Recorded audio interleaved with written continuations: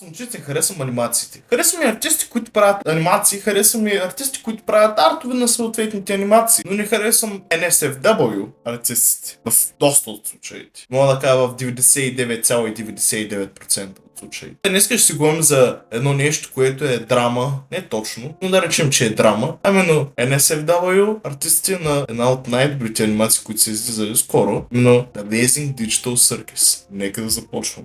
Какво е аджба The Amazing Digital Circus? The Amazing Digital Circus е анимация, която е излязла от Glitch Studio, която е набрала доста голяма популярност в последните 10-11 дена. Нещо този сорт. Което е доста добре. Digital Circus печели популярност, самото студио печели доста голяма популярност и хората се радват, което няма нищо лошо. Даже смятам, че скоро ще издадат втори епизод, ако това е епизод първия, защото имат практиката да правят това, нали, пилотните епизоди да са първи, но това е друга тема за друг клип, може. Днешна тема е как аджба за около 10 дена успяха да съберат около над 1700 NSFW арта, тези мръсни, нещастни.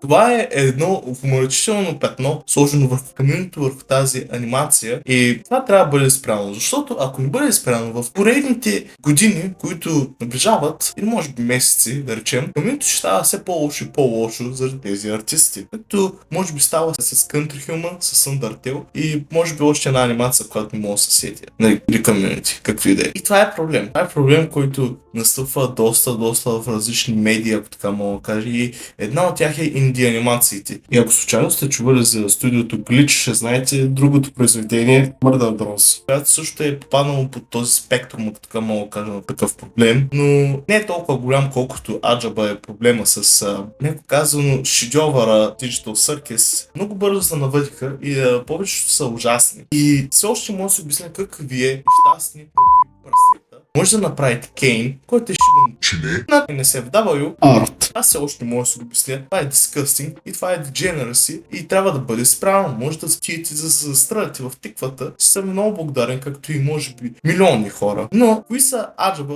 героите, които могат да бъдат направени на NSFW и кои не могат? Реално погледнато, никой от героите не трябва да бъде направен на NSFW, но героите, които абсолютно не трябва да бъдат справени са Рагата, Дудъл, Кингстър, Кейн, както и Помни, Джакс и така. Но главно не могат да бъдат направени Бъбъл, Кейн, Рагата, Дудъл и Кингстър? Може да съжалявам. Тези герои не могат да бъдат направени на NSFW артове по условието, че просто не са направени за това нещо. И като цяло никой герой в предаване, в тази анимация не е направен за това, но ono fucking shit, тези нещастни деградирали тапанари смятат, че могат да го направят. И да ви кажа, ако искате, може да отидете и да баните абсолютно всеки арт, така казвам, и да го репортите на всеки един шибан NSFW артист, който е имал смелостта да направи арт на тази анимация. Ще съм много благодарен, както казах, и останалите хора, които са гледали тази анимация и явно много я харесал, ще съм много благодарни. И също така, ако има някой човек, който е решил да защити такива артисти и да я поддържава в едно или друго отношение, моля да отиде и се застреля. Или пини малко билина и се освободи душата. Се освободи душата и каминото от тебе. Защото съм сигурен, че каминото се радва такива идиоти да ги няма. Така, сега. Сигурно Габриел си говори някакви прости. Сигурно вие ще кажете. Габриел си говори някакви глупости, не знае нищо и тем подобни. Добре, майна. Щом аз не знам нищо съм бил аниматор и артист за good one year, така казано. Аз може би наистина не знам нищо. Но имам един човек, който знае доста за такъв тип артове. Не, цял за артове и мрази такъв тип артове. Моя грешка, нали? Днеска ще ви представя мнението на моята прекрасна любов, Кати. Можете до описанието да се абонират за нея.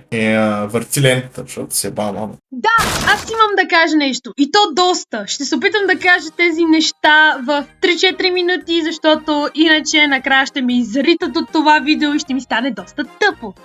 Като човек, който е артист, който рисува сигурно от 2019, аз съм просто в шок какво се случва в това комюнити. В смисъл, Glitch Studios пуснаха този пайлот преди 10 дена. В смисъл, това нещо няма и половин месец и вече има толкова много not safe for work неща, че аз не мога да го опиша. Разбирам, че интернета е много fucked up и ще става все повече и повече fucked up. Това не е обяснение, че когато този фендъм се появи, той не се появи с мисълта като: о да, този виждам, ще посреща хора с готини артове на героите, ще правиме theories и какво ли не. Не, просто not safe for work ще бъде наврян в твоето лице и ще ти кажат като харесва ли ти? Целият NSFW, който за жалост съм видяла, е свързан повечето пъти с Джакс, който се държи доста саси и като задник в The Pilot и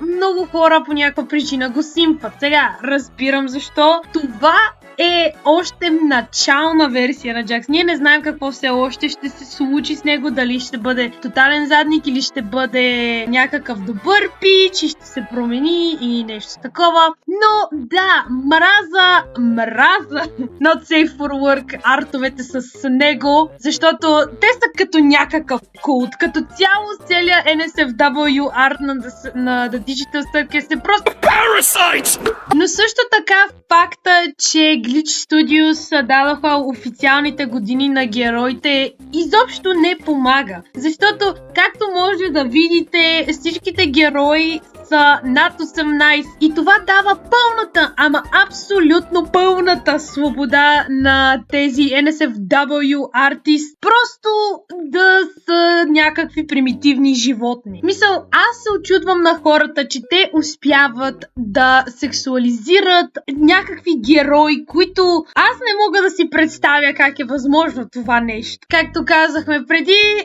Джакс е един от най-така not safe for work героя, който за жалост е подхванат. Също така е помни и рагата по някаква причина, което просто нямам думи. Горкичката ми помни. Тя просто е в някакъв ад. Но да, за жалост това е интернета в днешно време. И един съвет от мен, който мога да ви дам, ако изобщо не харесвате NSFW, е просто да го игнорирате колкото се може, защото за жалост това е част от интернета и ще трябва да живеем с това нещо, за жалост. Но просто го игнорирайте и ако някой се опитва да ви набутва това нещо в лицето, просто или го репортнете, букнете го, ако сте в Discord сервер, просто кажете там на някой и като цяло се отдалечете от тия хора, защото да, някои от тях са печени, но други са твърде странни и може да се каже, че са тотални крипс. Но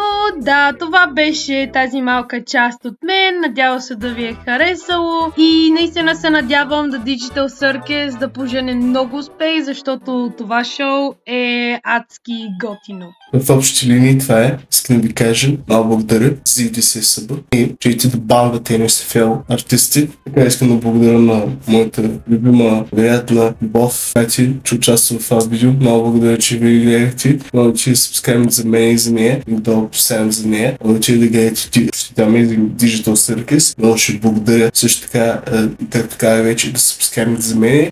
Чао, тъпанари и до нови срещи.